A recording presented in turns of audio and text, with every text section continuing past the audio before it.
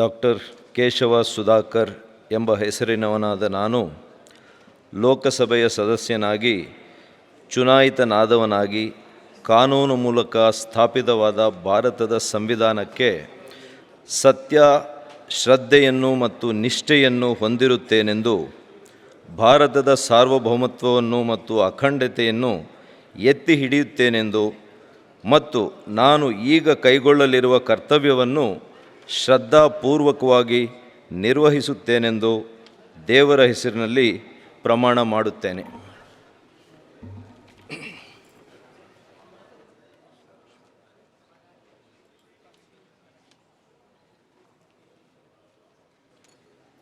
Shri M Mallesh Babu.